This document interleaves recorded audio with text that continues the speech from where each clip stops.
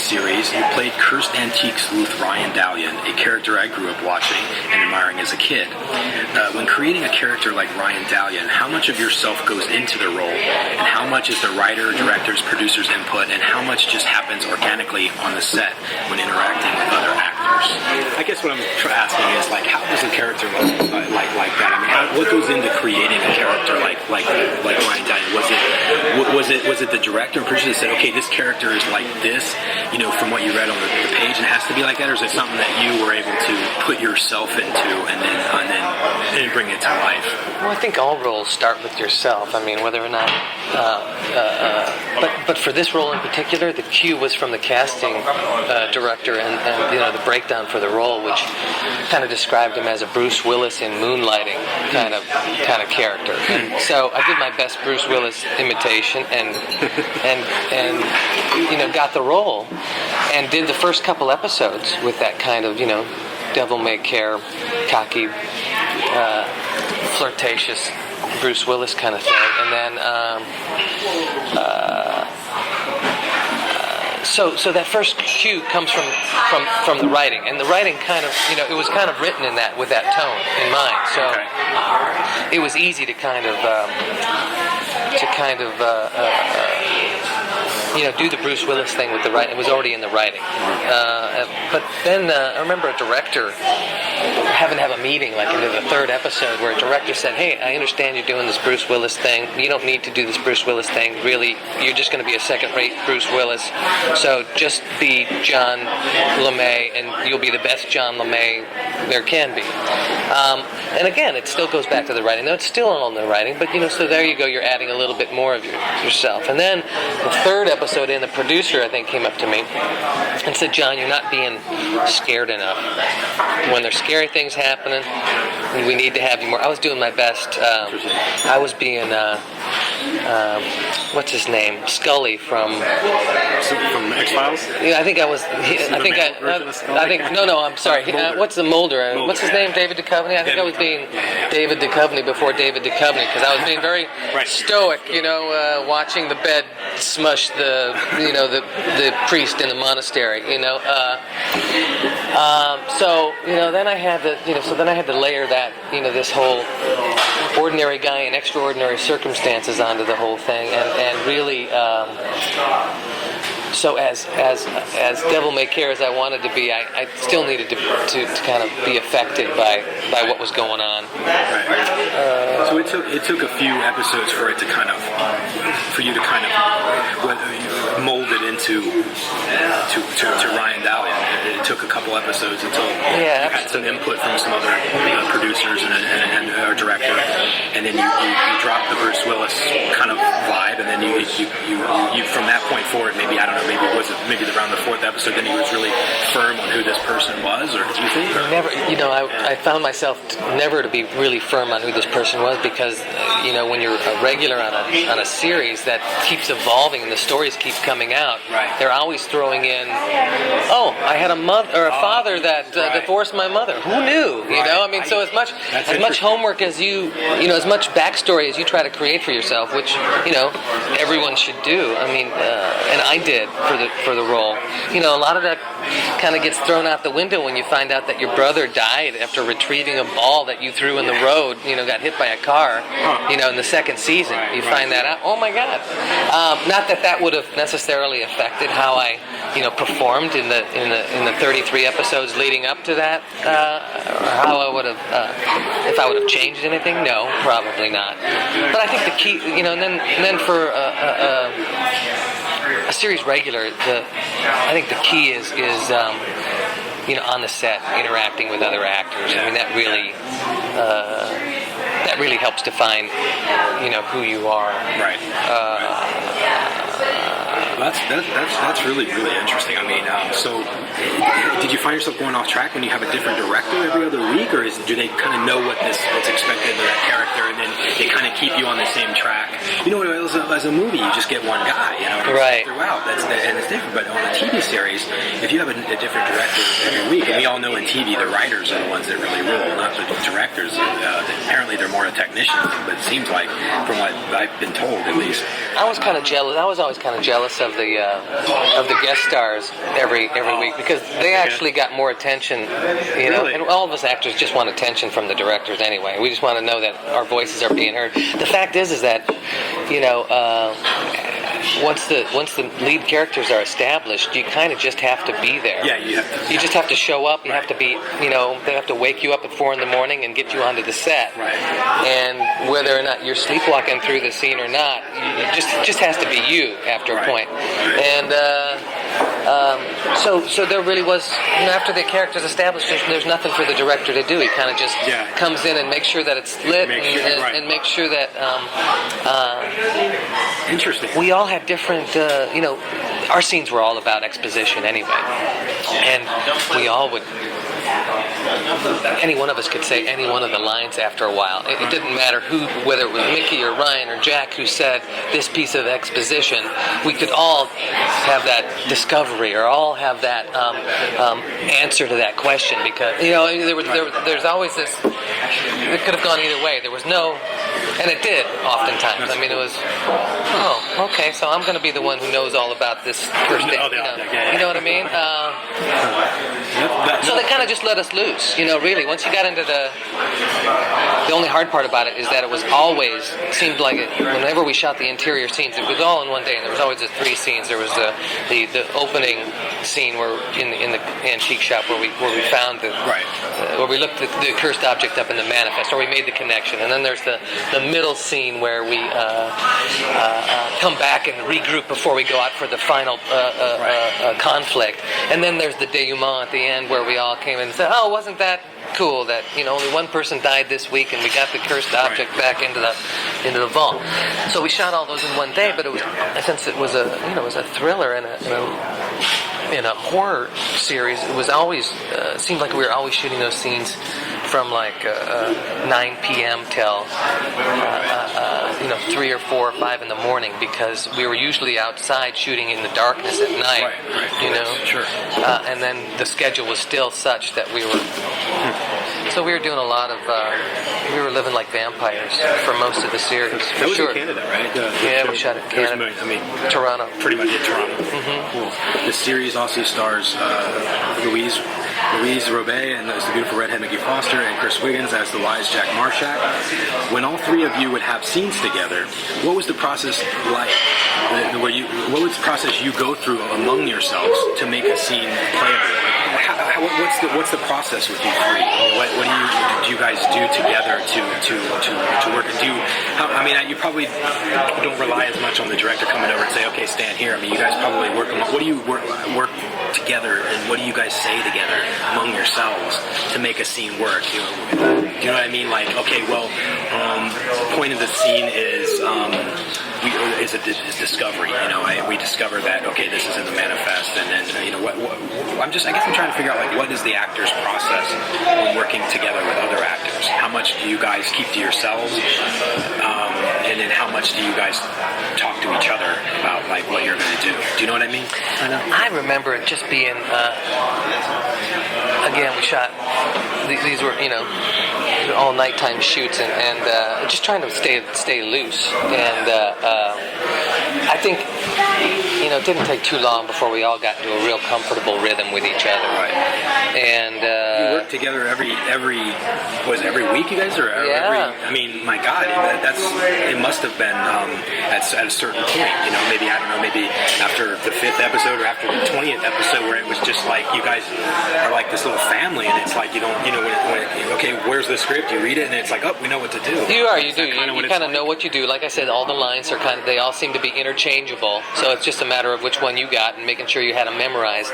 I also found out, Chris told me this on many occasions, that if a line was hard to memorize, it was because something about it wasn't necessarily the best writing, or it didn't make sense, right. And it was hard to add up. And if you had a hard time, with a line, right. And all of us did every once in a while, you had to believe what you're saying. It was off oftentimes because a connection wasn't being made in the writing, or we were having a hard time making that connection as actors, ultimately. But there was kind of a cone of silence, after a while. We just kind of had our own little thing, and like I said, the directors would just kind of come in and just wrangle us, just kind of herd us cats, into a corner of the area where we can shoot it in the quickest. Really, it was all about expedition. Being expeditious. We just wanted to get it shot fast. So if we could all be around the desk for the majority of the scene, the master's going to be pretty narrow. It's going to be a nice 3-shot, and then you can just pop in here, and here, and here, and we're done. We were really just. It was an exhausting shoot. It's kind of like indie it's kind of like it's exactly like guerrilla filmmaking. Yeah, so it is kind of like guerrilla filmmaking. Absolutely. It's just about. It was about self-preservation. Really, self-preservation. You had to make sure that we all stayed healthy week after week after week, and so that means that we, really would just try to. I hate to short thrift it and say that we didn't give it its proper attention and due, but I do think that we learned to work effectively as a unit and and the crew, too. Sure. So that we could all. Those were actually the days, hopefully, that the crew got out the quickest, because. Right. That's cool, though. Because they were the simplest, really. I feel like I could relate so much to that sort of TV world. But you don't have the luxury of having these people, work together for week after week after week. These directors at least got to come in and know that, these scenes that we're shooting here at the Antique Store should be pretty smooth. Right. Because I know what to expect, or these actors know what to expect, and they're not going to be coming up to me and burdening me with tons of questions. Yeah. And those weren't the days that we had tons of questions for the directors. Those were the days where we knew what our job was, and we knew how we plugged into the storyline, and how we helped to tell the arc of the story. What is it that actors really want from a director? Now, this could apply maybe to. I mean, in TV, kind of from what you're saying, where you guys kind of already established, who you are and what you're doing every week, or that maybe the director's input every week isn't as much as it would be on, say, maybe a feature film, where you're only shooting in 30 days and it's a one-time thing and it's all over, and maybe you need more from the director in the case of a feature film. But I don't know. In general, I mean, what as an actor, what do you want from a director? Like, what would you expect from a director? Say you got on a feature film, a new feature film, and you're cast as the lead, and what do you expect? I think it's that sense of, we talked about it earlier, that sense of,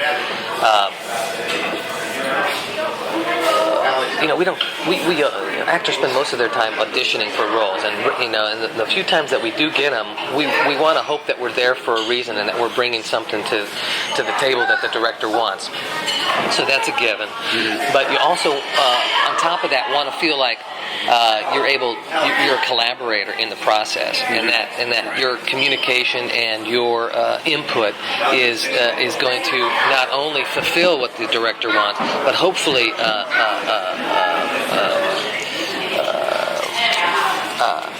accentuate and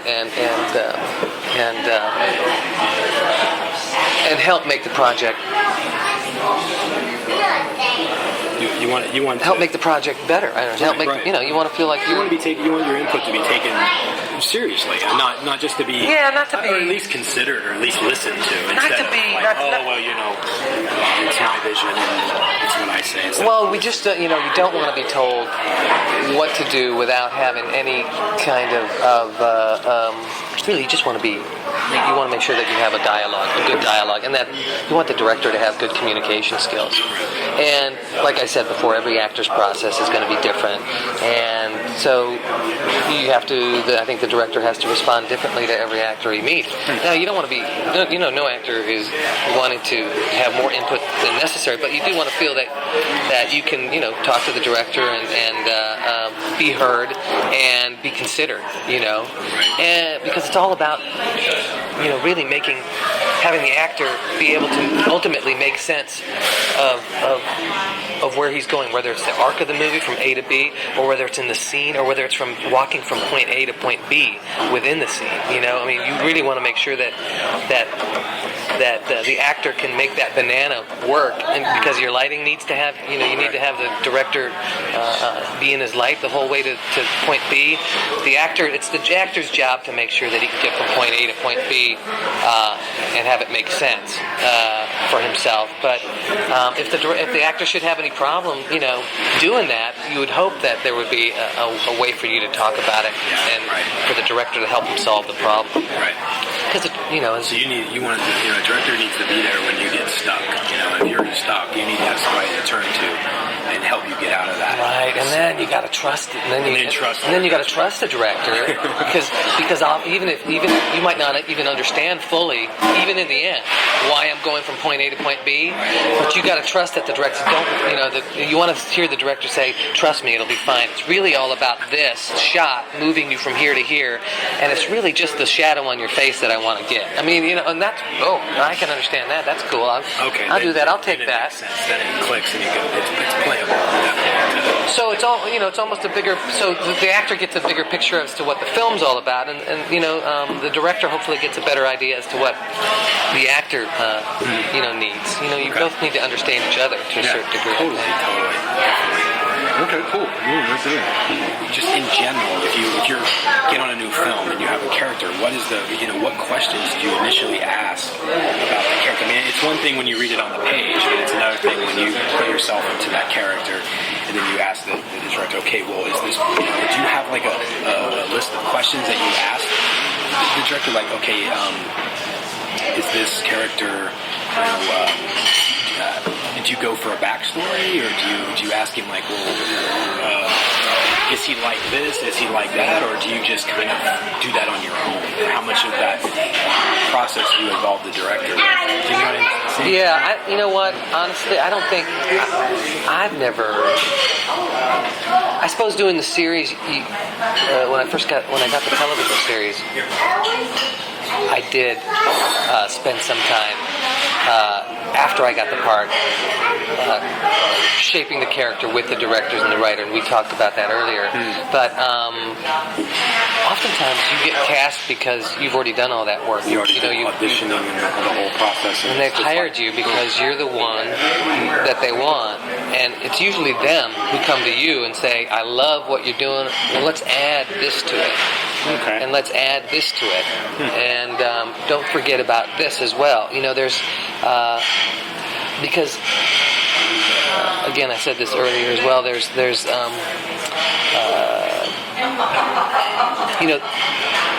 they cast you because you bring a certain quality, and hopefully no actor gets cast in a role that they're not right for. I think that's the worst thing that can happen, because it's going to be hell for both you and the director. So there's a lot of time and energy put into that, right? Yeah, you know. Totally. No, I know exactly what you're saying. That's fantastic, because you asked me earlier about how much you bring to yourself, and really you kind of start there. And I think the best actors are the ones who are able to bring as much of themselves to the part. We're all so hung up, right? We've all got our hang-ups in life, walking around. Life's kind of the same way. It's who's the most present and the most real and the most authentic in real life. Who can walk into the room and be the most authentic and present and real in the audition. Listen and respect the actors. I've worked with directors who are completely on the technical side, and didn't Alfred Hitchcock say that all actors are cattle? Yeah, sure did. Yeah. They're all cattle. You know what? And sometimes it goes back. If you trust the director, if you've already established that trust with him, then the director can tell you, "Look, I just need you to move from here to here. Don't ask me why. Just do it, okay? In this shot, all right, action, go." And then you're going to say, "Oh, okay. I trust him that he knows what he's doing. He's not going to make me look like a fool. How do you know immediately how do you know that you can trust that director? Is there something? Are there questions like little secret questions you ask in the first thing? Like oh, I'm going to ask him this, and if he gives me the right answer, then I know he knows what he's talking about. I've worked with directors too who made you feel like you could trust them, and are responsive to your questions, right. and they engage you in dialogue that makes you feel like you're part of the collaboration, and the whole and then I shouldn't have trusted. You know what I mean? So I mean I've gone both ways. It doesn't really. Yeah. It's really hard. It's hard to gauge. It's really hard to gauge. There are no secret questions. There is just whether or not you feel comfortable and you're enjoying the process. Right. But again, I've been on shoots and working with directors who I haven't enjoyed the process, but it turns out fine and everything's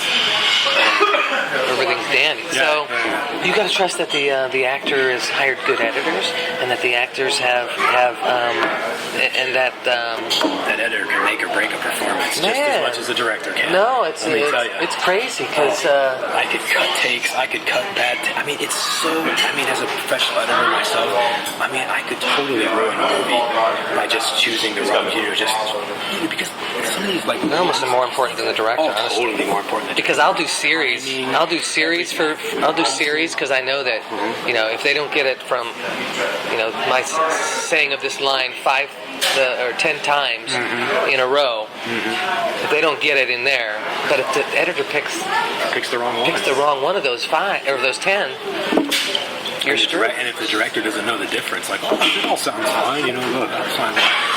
No, the director's not there, and the director's not in the room. Oftentimes, these directors that we hired on the series, they'd be off doing another project after.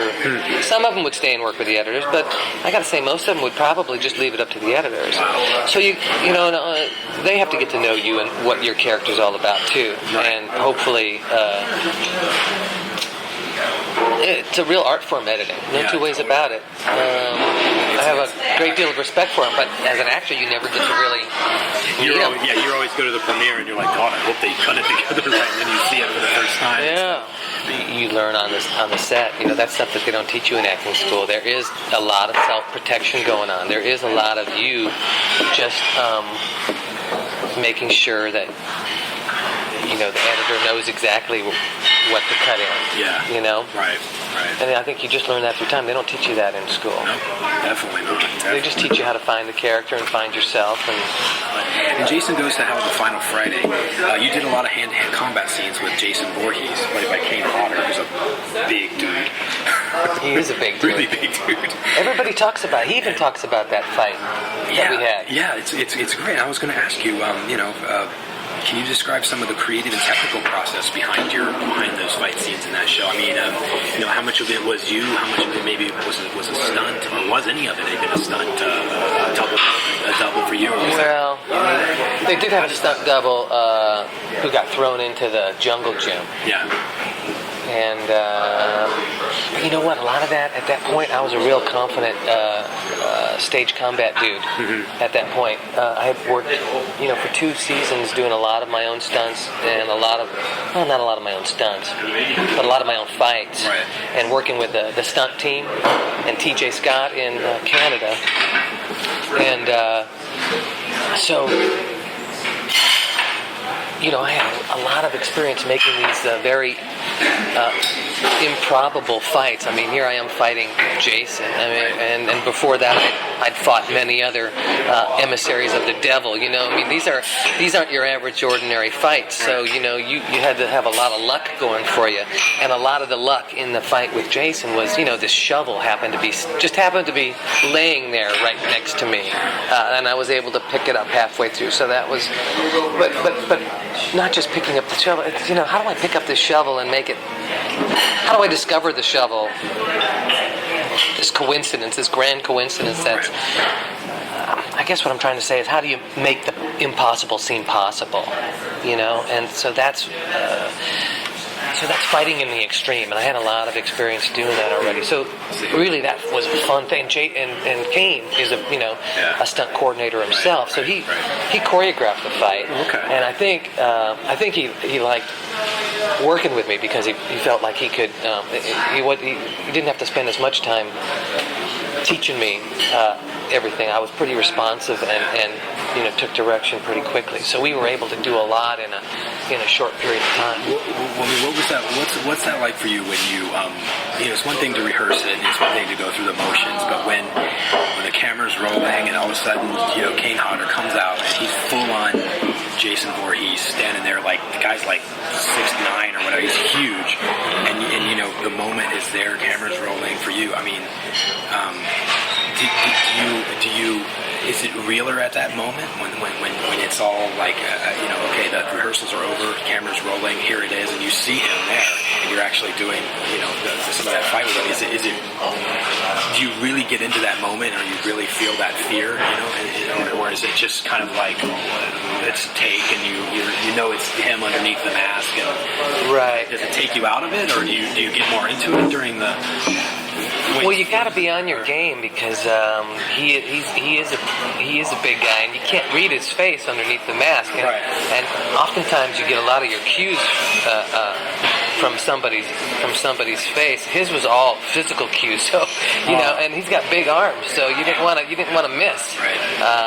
You didn't want to miss one of his arm cues, So.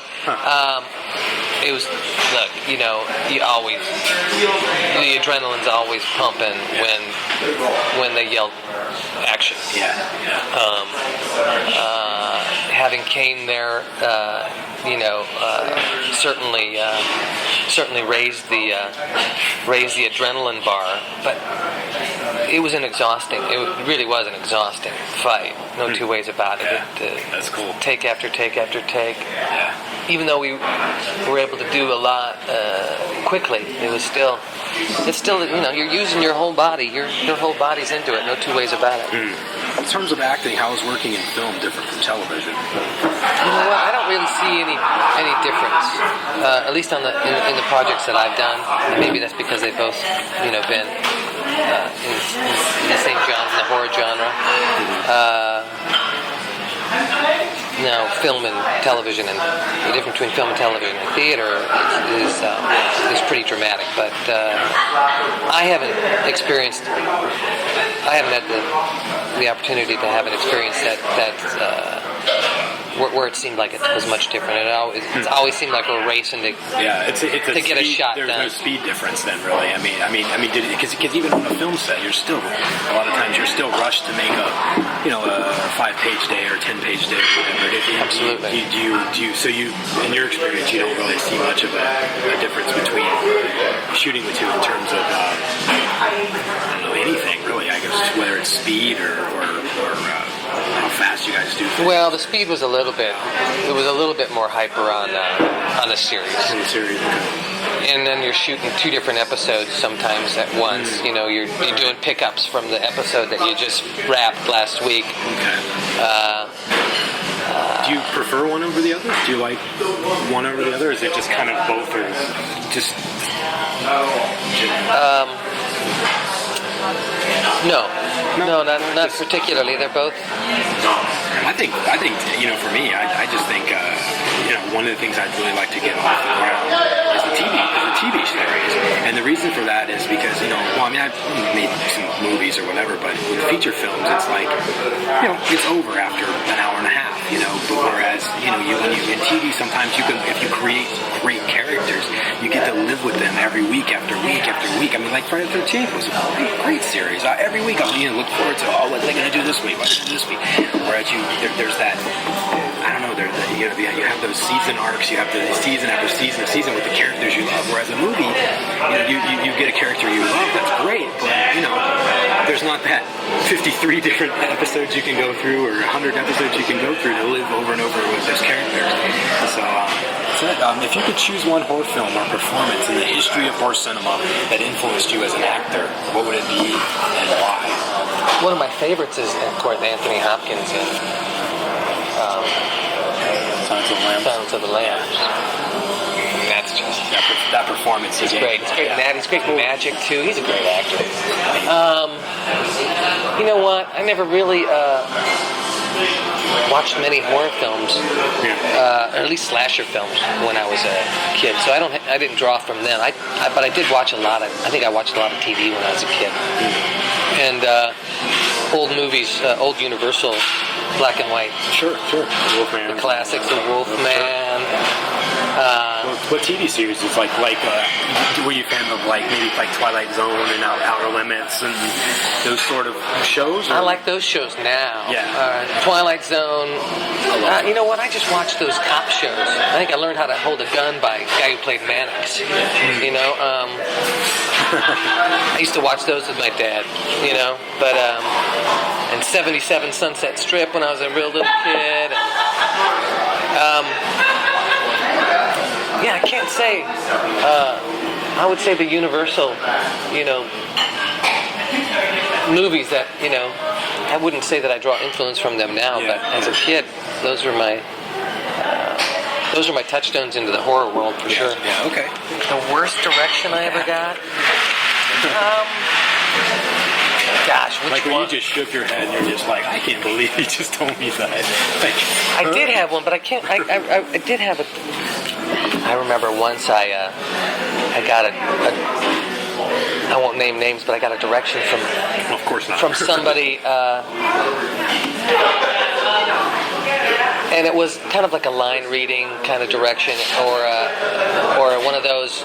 Just move from there to there, and don't ask why, or anything like that. Or it was kind of one of those situations, and I remember having my lav.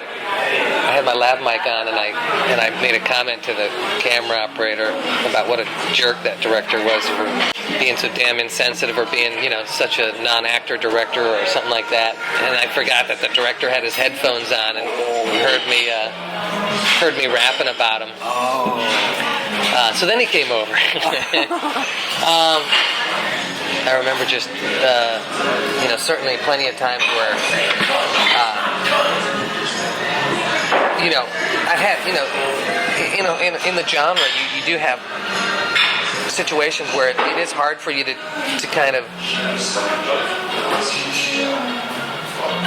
do all the things that are asked of you. I mean, some of the stuff, and if it's sometimes it's not in the script, so now you're adding something onto it that you hadn't expected, and.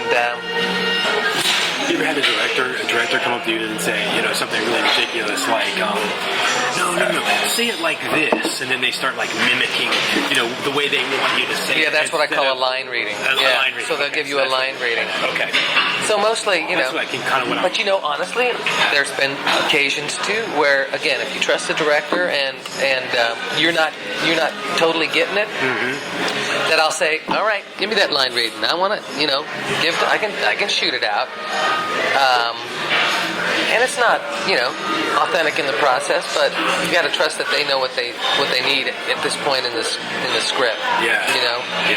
And at this point in the shoot, because I can make it work. I've been doing it long enough. It's kind of about. There's a little bit of you want to expedite the process and get it done too. So.